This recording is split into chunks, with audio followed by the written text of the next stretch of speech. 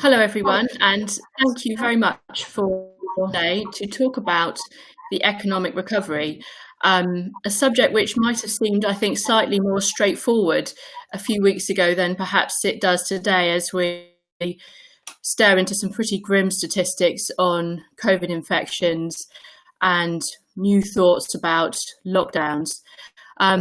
We have the Shadow Chancellor, Anneliese Dodds, here to talk about the Labour Party's ideas for dealing with these rather tricky issues. We also have Miles Celic, sorry Miles, I always want to go for some sort of foreign pronunciation of your name.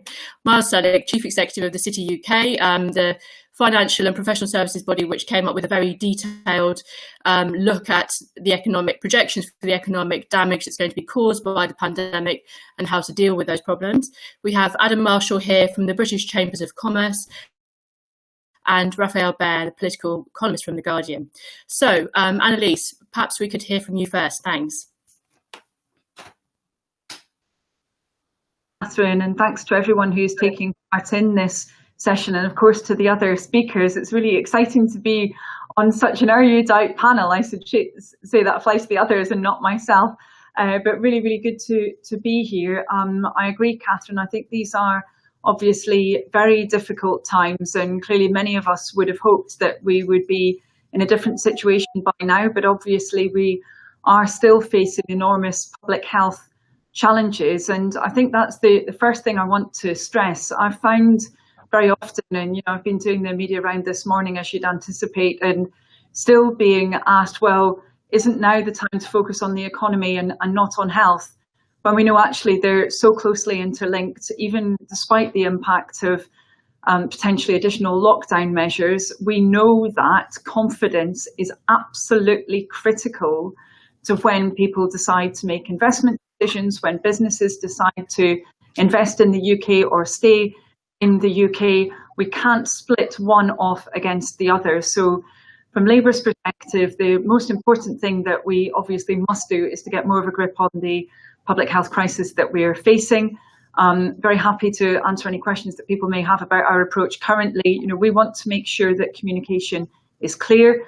If central government believes, on the basis of the evidence, that it's necessary to have additional restrictions in place, we don't want to confuse that messaging. We will support that, but we want to do all we can until we get there to try and get a grip on this virus. So the kinds of issues we've been talking about, test, trace, and isolate, obviously are very important here. We think we need transparency about where the blockages are.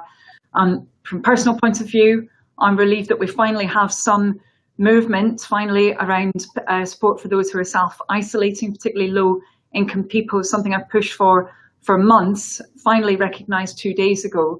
But I would say that actually that kind of very slow response is something I worry about when it comes to the economic measures as well. This morning, I set out policies in 3 areas in particular around job recovery, retraining, and what we've called business rebuilding. Now, in each of those cases, we think there's an urgent need for speed for government to work with businesses and trade unions to deal with the big challenges that we face. First, on job recovery, people will be well aware that Labour's position is that we will need to have a system of wage support into the future, not one that's exactly the same as the furlough scheme. Obviously, that furlough scheme can't stay exactly how it is forever, but we will need to have targeted wage support in particularly critical sectors. We want government to sit down with trade unions and businesses to get that sorted out. Keep hearing whispers that it's coming, but never any moves forward, it seems. We're running out of time on this. Secondly, around training and retraining, we feel that we've had a very limited response from that point of view so far. The training portal that was there for people who are furloughed, very few people even knew that existed. It's not been widely taken up. Instead, we should be, for example, pulling forward the money that's already been allocated for the National Skills Strategy, getting that into action now, providing incentives for employers as well to be able to retrain their staff, and of course dealing with the long-term capacity issues that we have in the UK around training and retraining. And then finally, when it comes to business rebuilding, I really want to pay tribute to the work that the TheCityUK has done and many other bodies as well. I know the FSB has been involved in this discussion, Social Enterprise UK have been involved in it as well. We think we do have potentially another cliff edge coming up, obviously a number of them, but another particularly key one next year when we start to see that debt starting to be called in by banks at a stage when actually many of us would be keen for them to be continuing to lend, when it's going to be really critical to ensure that businesses are starting to invest again. So we really want government to engage again with business, with trade unions, to get us to a position where we don't just see a lot of government money being written off. But then the context for all of this, I would say, is we need to have a much more effective relationship between government and business, and indeed trade union and other stakeholders. This morning I was setting out how we want that to really be based on transparency. We want to have clarity, around contracts, for example. We shouldn't have the kind of poorly specified contracts that we've seen in this crisis.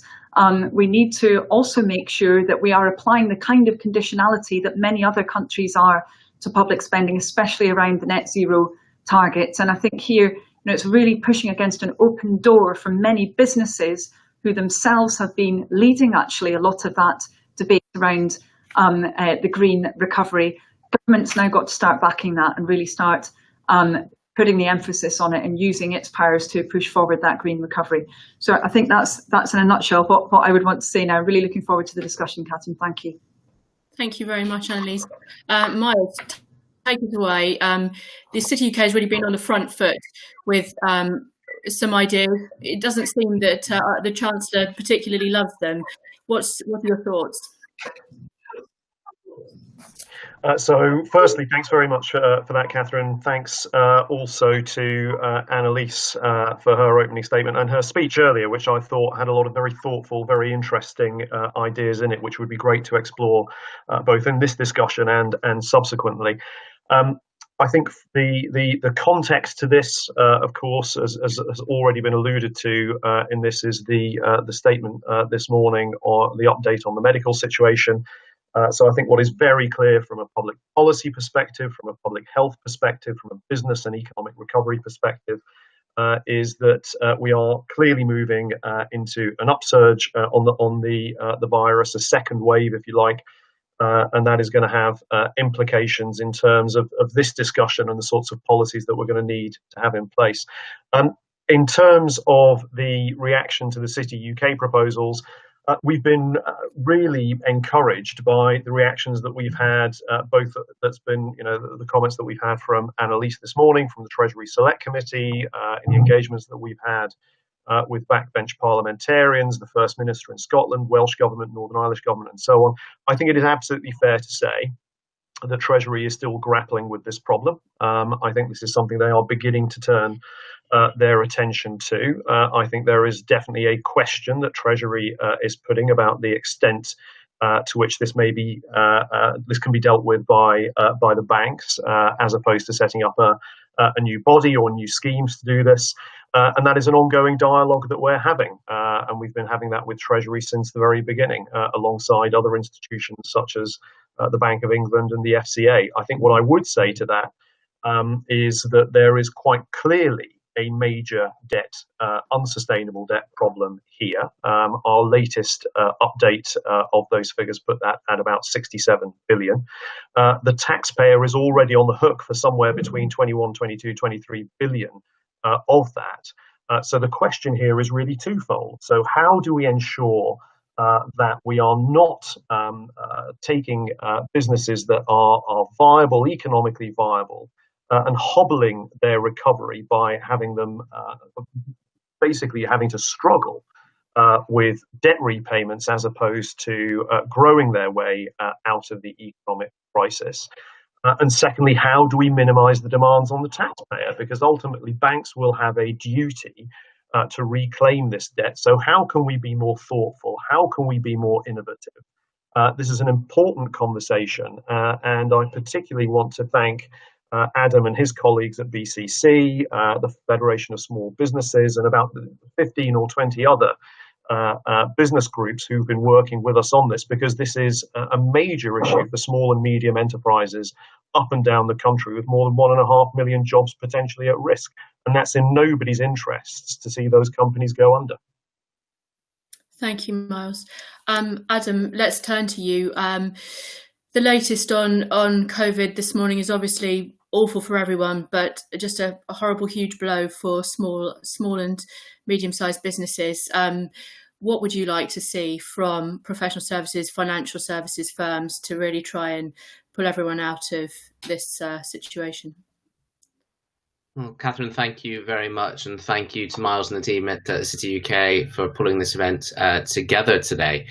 Businesses are feeling the uncertainty. They are really concerned about the possibility of future blanket restrictions, and most of all, they are concerned about returning to the types of restrictions that we had back in March and April, which effectively shut down the economy, not just stopped socialization between families, households, and friends. So we are trying to encourage the government, as it looks at the very obvious public health challenge, to try to take steps that do not force businesses which are COVID secure to shut down again. And that is going to be a very, very important part of the response actions that we are currently seeing. Coming to the point of today's conversation and some of the remarks that Miles just made, cash is truly the top preoccupation for so many businesses. And I think that will intensify over the next 3 months as we see the existing support schemes fall out, and will remain intense for up to 18 months or so as companies look to try to figure out, first of all, where their demand is coming from, what sort of fixed cost base they can bear, and what are the changes they may need to make to respond to the economic change wrought by the pandemic. 1/3 of the firms that the British Chambers have surveyed recently have less than 3 months of cash in reserve. And when you look at those firms that have used the government's support schemes, for example, some of the loan schemes, a lot of them are doing exactly what Miles said, which is they will not be hiring people, they will not be growing, they will not be investing, because they are worried about the level of debt that they are going to have to service come March or April of next year. And given the sensitivity, as Anneliese was saying before, of that particular moment to the economy next spring, that would be a very, very bad position indeed to be in. So what would we like to see from the British Chambers of Commerce perspective? And I know that this is a perspective that's shared by so many others. We would like to see some more either forbearance or some extensions to terms on some of the debt that's already been incurred, and restructuring of some of the debt that's already been incurred by businesses to smooth out its repayment, because that would allow more firms to invest and to hire at a crucial time, and of course to then generate the money that will allow that debt to be paid back and to put tax into the Exchequer. We need to see an extension right now to some of the existing loan schemes. For those firms that have literally run the marathon of the crisis and haven't used them yet, the Sybil scheme, for example, is due to end in just a couple of weeks' time. That's got to be extended now so that firms have access to it for the foreseeable future.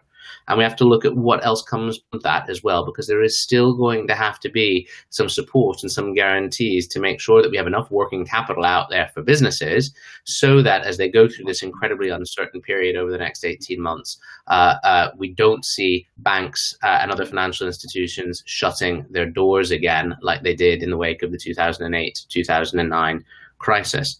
So there's a lot of action that needs to happen now. Some of it is very much, as Miles was saying, at the intersection between government, business demand from organizations like ours, and the financial and professional services industry. I think we've got to come together, and I really applaud what Anneliese was saying about groups coming together to try to solve some of these problems.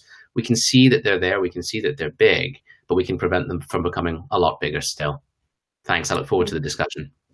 Thank you, Adam. Rafael, over to you and your impressive bookshelf behind you. This discussion is about commercial banks, professional services. Put a political light on it for us, please. Okay, well, first of all, the bookshelf is less impressive when you consider how few of those books I've actually read.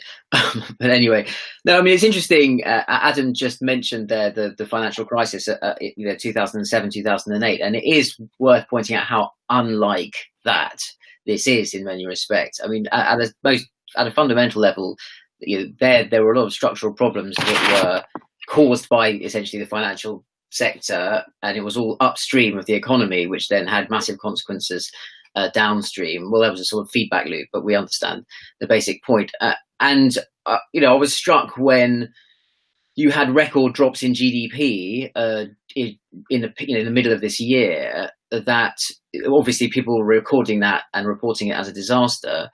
But it was actually a function of a public health policy working. I mean, you literally pulled the plug on the economy in order to achieve something in public health policy, and an effect of that was an enormous drop in GDP. So that doesn't mean it's not very, very serious what's happening, but what it does mean, particularly in terms of the sector we're talking about, it's very different as the way in which the financial services feeds into the sort of macroeconomic story and therefore the political story, about which I want to say a couple of things. I mean, the first thing, just in terms of the sector, I think that the biggest danger is this kind of reputational risk as banks and financial services end up being the kind of enforcement officers in this looming debt crisis we're going to have. I mean, I know that the government has underwritten, the bounce back loans, but ultimately, if banks end up having to police that and being as it were, the invigilators, that's not going to do the sector's reputation any good, and that leads us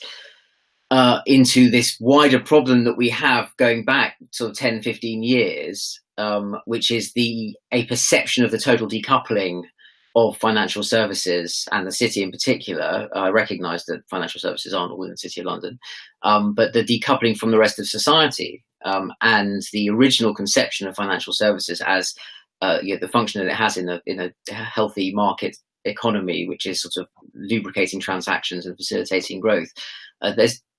That's shifted, but that's forgotten, I think, for a lot of people, and largely it's seen as this huge sort of parasitical enterprise that monopolizes the distribution of capital. And so, from the sector's point of view, I think there is an enormous danger now if even that process is seen to extend further, and you get the developing narrative that essentially people involved in finance aren't really part of the same public and social enterprise that the politics is dealing with. I think we've already advanced pretty far towards that. And so just in terms of where we are in terms of the political story and how that connects to that, I mean, it's amazing to think it was 12 years ago that, the credit crunch. And over that time, there has been quite a substantial and mostly gradual shift away from a whole set of economic presumptions about what politics was supposed to do with regard to the economy. I mean, it was said around that 2008 time that was the end of the laissez-faire model of Thatcher and post-Thatcher free market economics. It took a while for that sort of the decline, or the as it were, the sort of rebuttal of that model expressed by the financial crisis to really filter through into policy. And although there were people in the coalition government who sort of understood that you needed first of all, they said a strategic state, slightly more activist state, more intervention, essentially. That was slightly masked because the economic story of that government was largely about austerity and fiscal policy. But now we've already got to a stage where, so first of all, Theresa May was talking in much more interventionist terms with the support of Nick Timothy, who was her leading advisor on this stuff, really sounding much more like a government that wanted to be hands-on with the economy than would have been conceivable by a Conservative government 10 years before.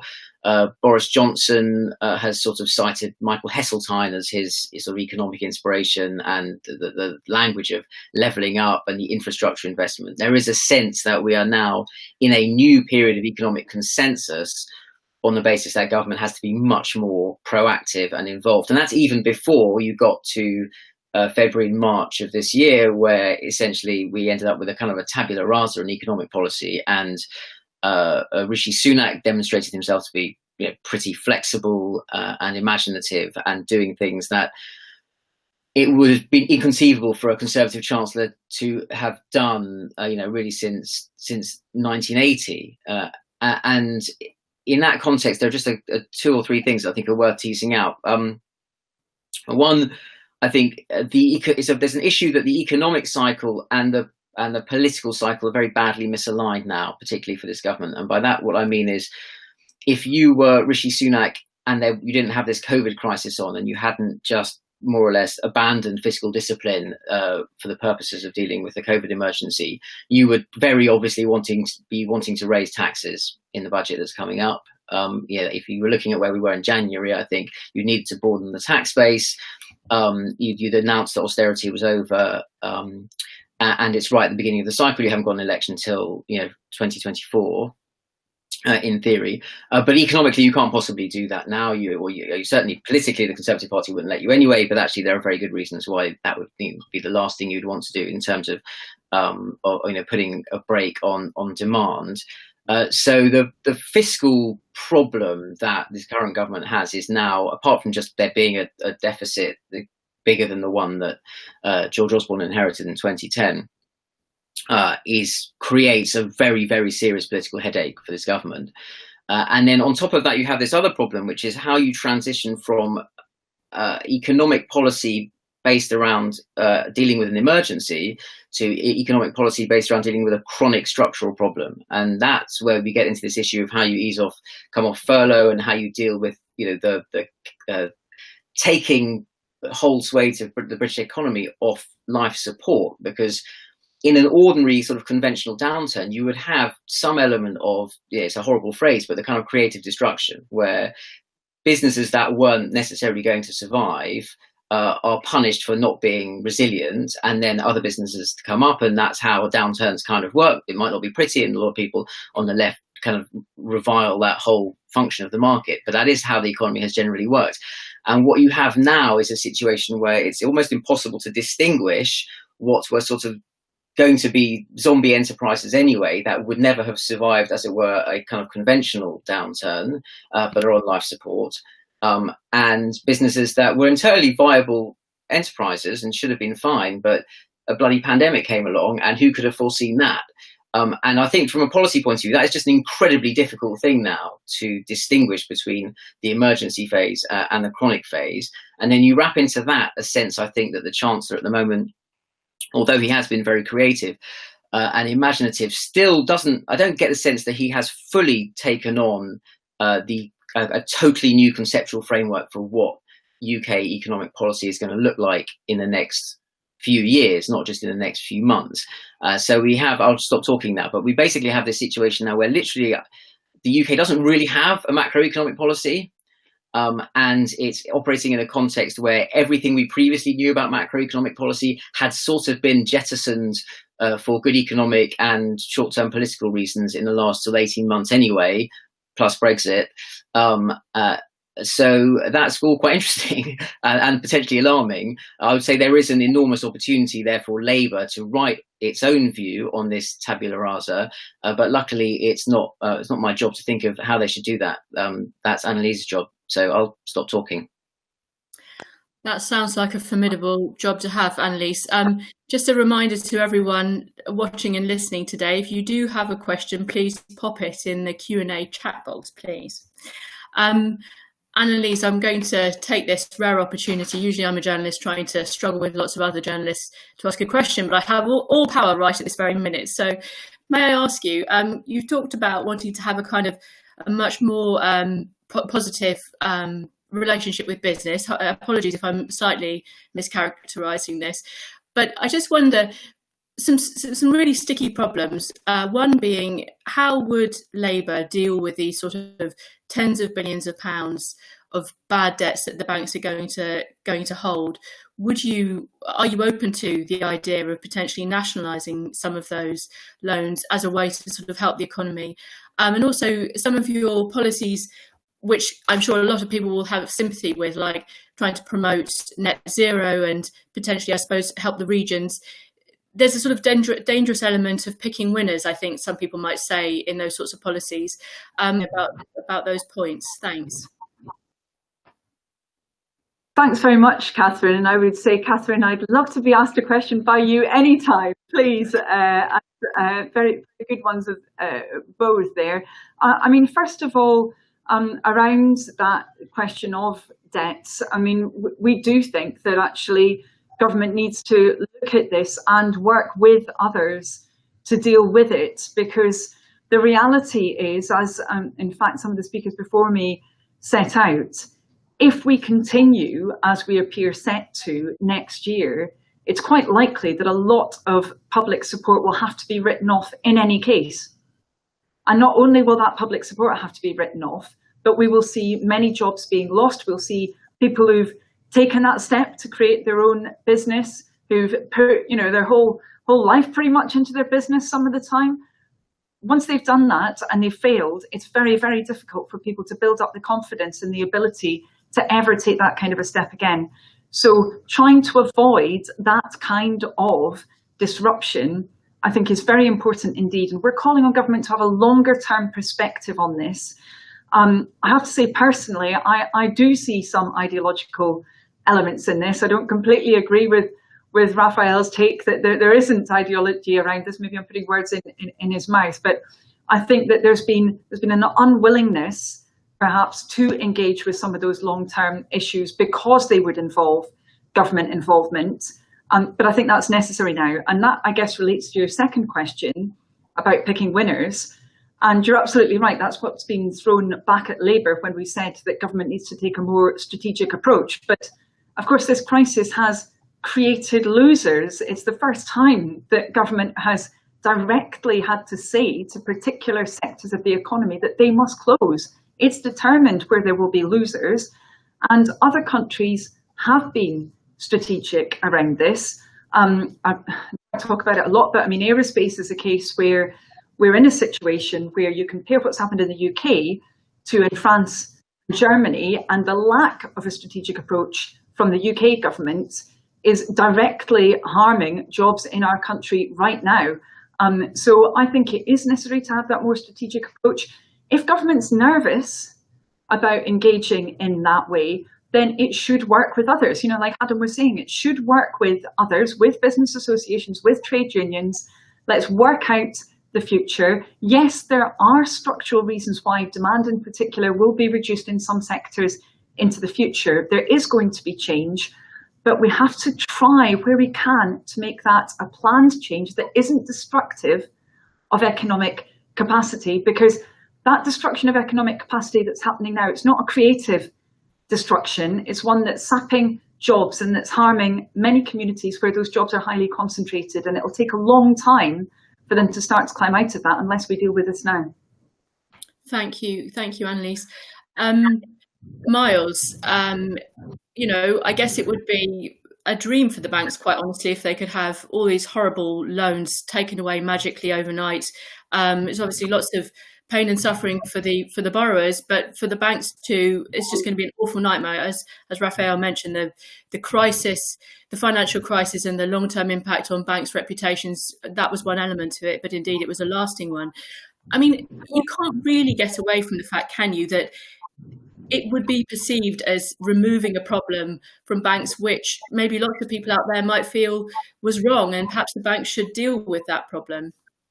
So, I mean, I very much agreed with a lot of what Rafael set out, but just a couple of points on this. So firstly, the recapitalisation group that worked on this, that was set up under the auspices of TheCityUK, had 50 different companies, more than 50 different companies involved, more than 200 people from across the whole of the ecosystem. So it wasn't just the banks, it was the insurers, it was the asset managers, market infrastructure, accountancy firms, management consultancies. Now, this is an industry-wide response to a clear problem. And it's one, I have to say, that in terms of the amount of time and resource that was thrown into it, on a pro bono basis, on a voluntary basis, was unprecedented. I've certainly not seen anything like it in my career. Would it remove a problem from the banks? Well, of course it would, absolutely. But the point isn't about removing this just for the sake of making life easier for the banks. The banks will still need to be part of an ecosystem-wide solution. It's about what's the best possible solution here. And as we've said throughout the entire time that we've been pushing this as an issue, there's clearly a recapitalisation challenge.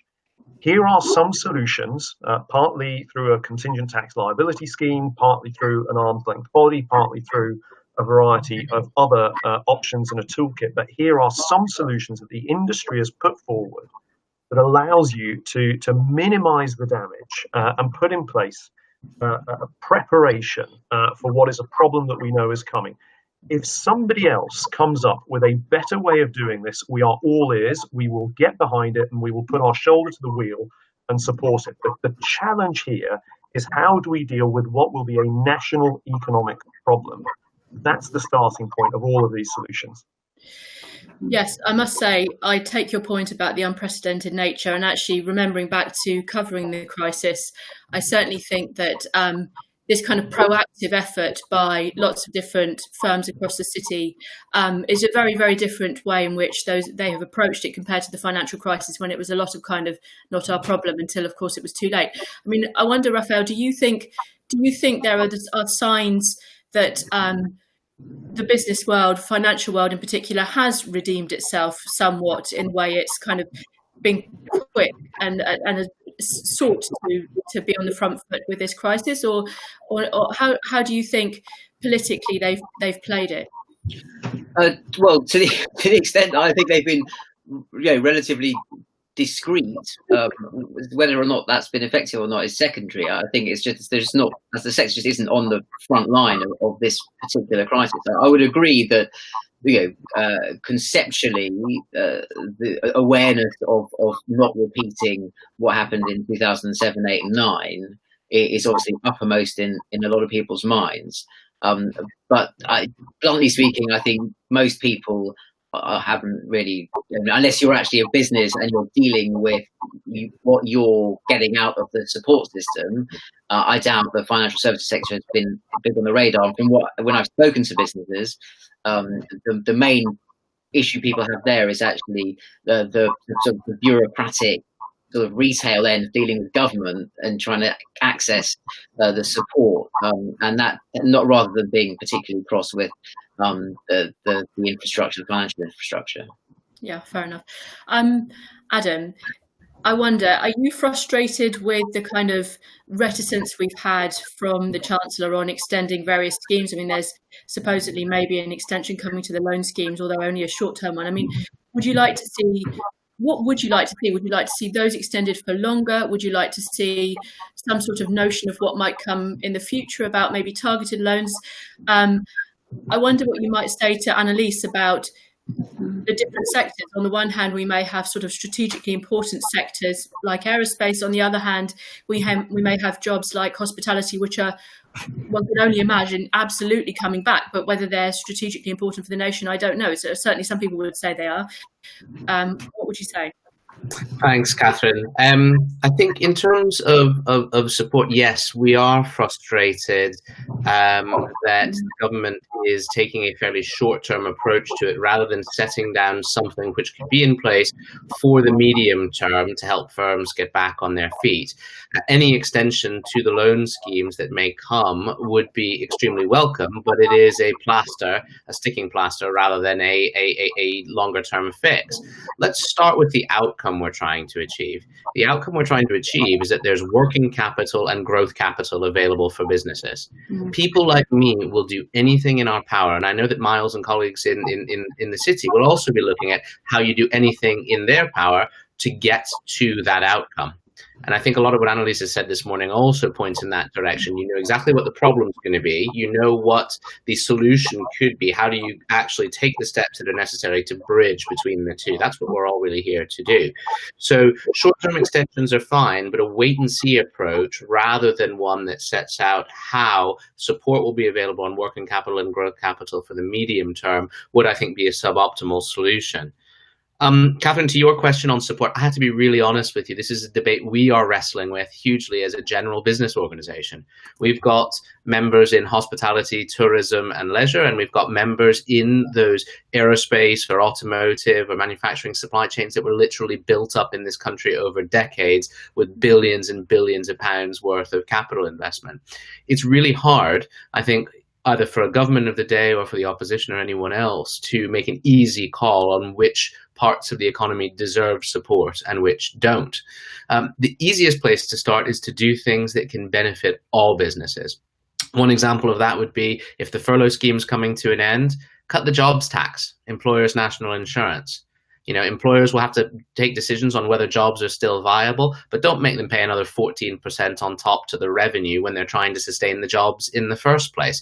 Those are the kinds of solutions and bits of help that would be easy. When it comes to sectors, What I don't like is this notion of, oh, we'll deal with individual companies on a one-by-one basis, which appears to have been the approach to date. Because there are some strategic supply chains out there that once they're gone, and the geographic impact of that on communities around the UK would be huge. So if there was one place I would be looking at starting for support, it's there's huge capital-intensive investments that have a very, very long-term payback, but also a very, very long-term impact across the UK, and see what can be done to help. Thanks. Rafael, I believe you have a question. Yeah, thanks. Sorry, just while I'm on the panel with Anneliese, I have a question to ask. I'm struck by some of the language that Labour is using about this situation and about the economy more widely. Expresses, it seems to me, a justified caution about getting the balance right between recognising that the circumstances have changed and we're in the business of supporting the economy, supporting people in business, and the residual kind of reputational problem that Labour had with fiscal discipline, obviously that was very severe in 2010, fairly or unfairly, that's a different issue, but and going right up until the 2019 manifesto, which you and I both know a lot of people thought was this kind of Labour Santa offer, just giving goodies away without really having a clear sort of strategic or sort of fiscal policy solidly behind it. Again, fairly or otherwise, that's a different issue. And I wonder, I'd be interested to know your sense of whether or not the COVID emergency has really changed public perception on fiscal policy in a way that really creates a very new opportunity for Labour, or whether you still need to kind of keep an eye over your shoulder on that issue of fiscal responsibility.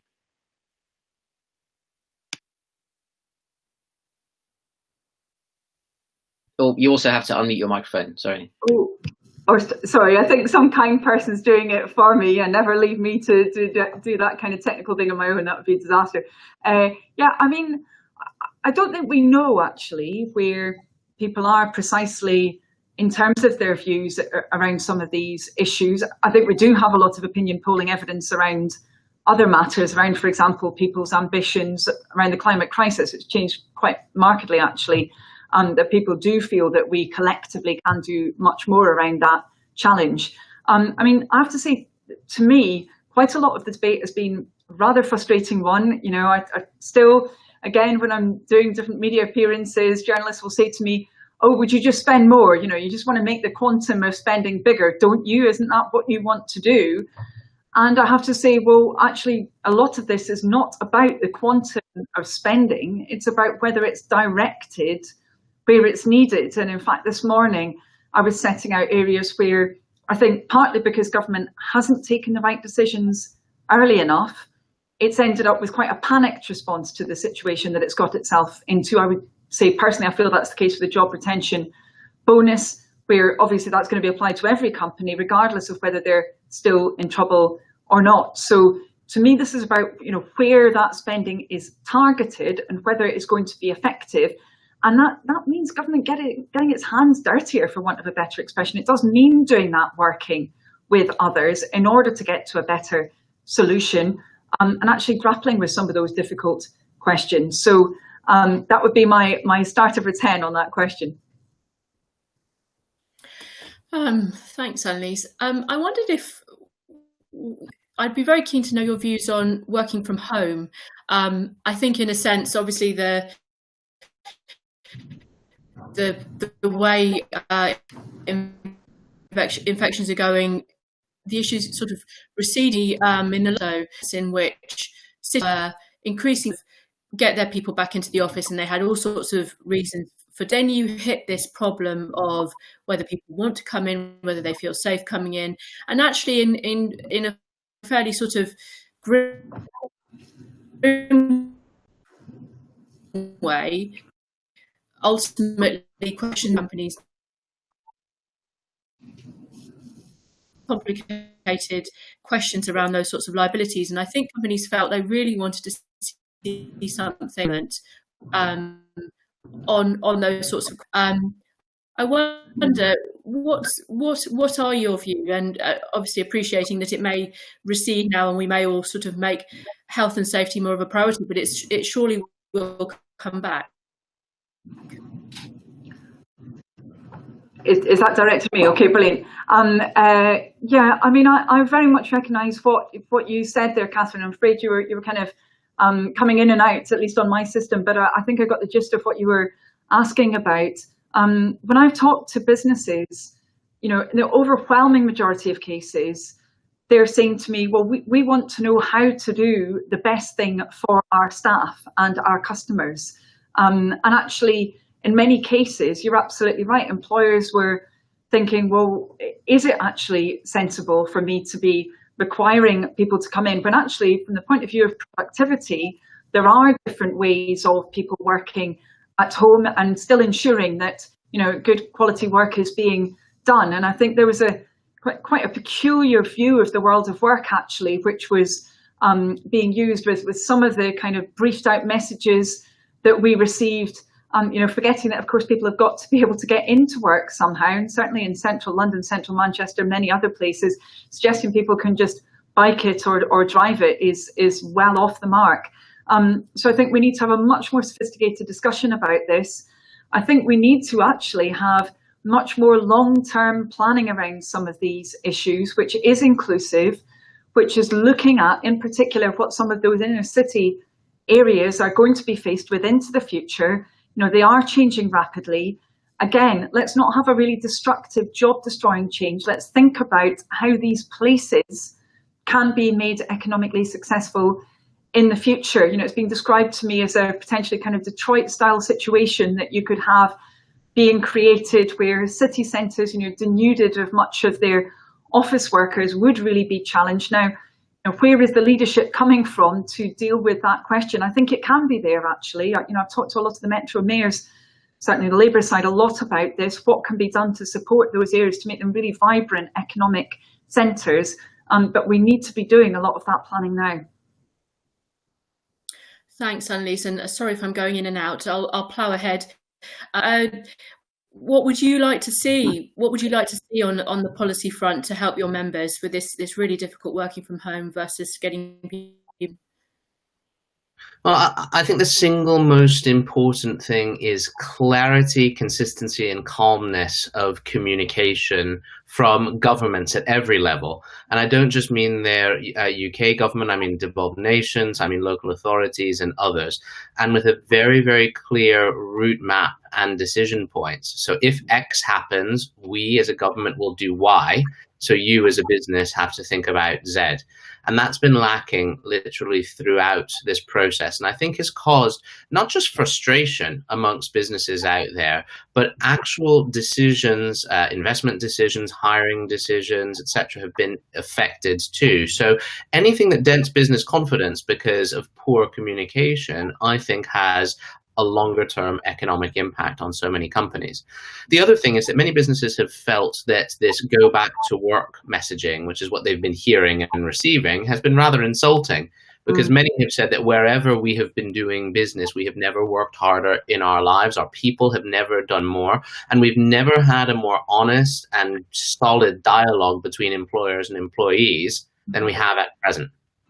And, all of the business leaders I speak with, and I myself, as someone who has an example to set, believe that this is a question where it's about trust between employers and employees, about how you use the workplace, how you use the new flexibility and agility that people have had, and how to come to the right conclusions together. So government's job is to enable it and get the basics right, and then you have to trust businesses to make the right decisions, not tell them what to do. Thanks. Miles, some of your members have really large workforces. I was talking to someone the other day about this point about corporate manslaughter. It's a horrible topic, of course, but ultimately, for a company with lots of employees, a high employees, perhaps some of whom don't really want to be forced to come back to work, but are expected to, then they get ill. The point was raised with me, well, what is the government doing about this unlimited liability issue that a big company might face? A question was raised about whether, in fact, the government should be stepping forward and capping that liability, not completely taking it away, because you don't want to take the moral hazard away, but capping it. I wonder if that's an issue that's on your radar at all, and whether you'd like to see some clarity from government on it.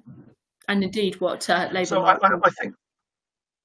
So I think I'd very much endorse what Adam said. I think that the sort of critical thing here is this has raised all sorts of questions about the future of the workspace and the future of the office and how employees work within their companies and what the expectations are of companies for their employees. I'd say the first thing that you see with any employer that we speak to is that their absolute first priority is the safety of their employees, and that is absolutely paramount and non-negotiable. But I think this idea that these concepts, these problems, have come out of nowhere, I don't think is quite right. What we're seeing is an acceleration of trends that already existed in the economy and already exist in the way that companies operated. So I suspect that something that may have taken 10, 15, 20 years in terms of a much more remote working basis developing has been concertinaed into this period. And I think what you've seen is, as has been touched upon, actually increases in productivity. Many people are actually quite liking this. I think it's important, though, to recognise that it also has created challenges, and you've touched on some of them. But there are others, younger members of staff, typically actually really enjoy going into the office. There's an important support network for a lot of people with mental health issues. It's an important way of training. One CEO of a bank I was speaking to said, look, I can probably cut 25% of my office space. And that is, office space is the second largest cost for the vast majority of companies. And people can work remotely, and I trust them, and productivity's gone really well. But culture, values, behaviors are a really important thing for our company. And physically, that happens much, much more than it does virtually. And so I think you're going to see an adaptation of office space, an evolution of office space over time. And the legislative and regulatory framework needs to keep pace with that. It needs to be flexible. It needs to be nimble. It needs to be able to accommodate that and allow it to happen. I think there's also a real challenge here in terms, and Anneliese touched on this, in terms of the differences between big cities and smaller cities or towns and how they can adapt to it. What this means in terms of high streets in smaller towns or in suburbs. But I think also one thing we need to be really careful about here is the blue collar, white collar split. And so it's very, very easy for somebody in my kind of job or the kinds of jobs of many of the people on this call to be able to work at home from a laptop and to do very well, and for the company to find that very effective. Much, much harder for people in other sorts of jobs. And I think we need to recognize that. So I think this is a challenge. It's a challenge for business. It's a challenge for regulators. But I think it's also important that our political class grasps this and looks at it not as a problem, but actually as opportunities that will have wrinkles that will need to be ironed out over time. Rafael?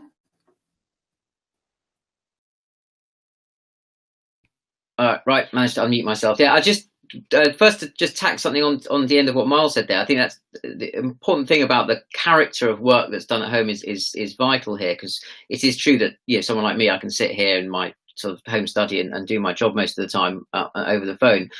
There is another dimension to the blue collar white collar split, which is the creation of potentially a whole set of very crap jobs that can be done remotely. Where it's impossible for workers to organise, or they're getting paid not very much. There's sort of an Uberification of homework that needs to be kind of the risk of exploitation there is potentially quite high. But I just wanted to also make a political point of picking up on something that Adam said about the sort of rush to get back to work. I mean, there was if you remember in July, a very distinct tension between a public health pressure to keep the R rate down and pressure coming from the Treasury to get economic activity back up again. And the problem that you had is that because of a very services-driven and retail-driven economy in certain city centres, a fundamental problem that you had a lot of economic activity that was intrinsically kind of COVID-agenic, and it was really hard to do those two things at the same time. They really pulled in opposite directions, and at the risk of sounding very politically partisan, I think part of the problem we have here is that the failure to really articulate that or manage that tension properly it expresses a problem with actually the character of the man we have as Prime Minister. I just don't think we have a Prime Minister who thinks, he's not a chess player. He doesn't think more than one move ahead at a time. And so rather than doing all the strategic thinking that Miles and Adam have hinted would be necessary, and they're going to be far too diplomatic to say we've got a government that's basically incapable of doing that kind of thinking, I can. And I think at number 10, they're very good at the sort of wild blue skies thinking about the future. The sort of Dominic Cummings will have Brexit, will burn everything down, but new AI industries will rise like phoenixes from the ashes. But in the meantime, everyone go and buy a sandwich because Christ, we need people to start spending money again. And there doesn't seem to be anything in between those two propositions that would actually articulate how we get from where we are now to a sustainable, productive, recovery. Yes, indeed. Anneliese, I wondered, Emily Maitlis got into a bit of hot water back in the summer for being rather partisan herself on the television. And I just wondered, as we've been talking about in the context of this working from home issue, clearly there's a very sort of stark differences in people's experience. And you make the point that you're often asked if don't you just want to spend more and you feel frustrated about that. But are there people in this country who have been on the front line? And I think particularly of people in care homes, actually, and their lack of healthcare and things like that, which have been thrown up by this crisis, which you would want to prioritise as a Labour government. Absolutely. And in fact, yesterday, my colleague Angela Rayner set out very clearly that, we've been waiting for that long-term plan for social care for some time, but absolutely fundamental to that plan must be ensuring that social care workers receive a decent wage. Absolutely fundamental. They should be receiving a living wage. So many of them don't. They really struggle, and yet they're doing an absolutely critical job. And I mean, we've been kind of reflecting on a lot of quite important issues about the nature of the workplace in the last few minutes. Well, actually, I think this crisis is getting a lot of people to think very fundamentally about work, particularly the value of care-based work. I would suggest it's work which obviously traditionally tends to be very much undervalued, but we're seeing right now quite how important it is. And so certainly we're obviously saying to government, look, now is the time when we need to change this. We need to really be facing up to some of those challenges around poor quality, poor paid work. Because ultimately, I would say that from a moral point of view, but it's obviously really important from an economic point of view as well. We had a quarter of UK families entering this crisis without £100 in savings, huge numbers of people lacking financial resilience. Well, unless we're going to accept destitution, there must then be support for those people. Surely we have to get to a better situation where people can actually live on the pay that they're provided with, where people have the social security support that they need so they have more resilience from the beginning. That's what will need to happen in the future. And to swing to another section of society, one perhaps people feel is less sympathetic, the city. Since the Brexit vote, I think it's fair to say, Miles, tell me if I'm wrong, that fairly unloved by the government on the Brexit.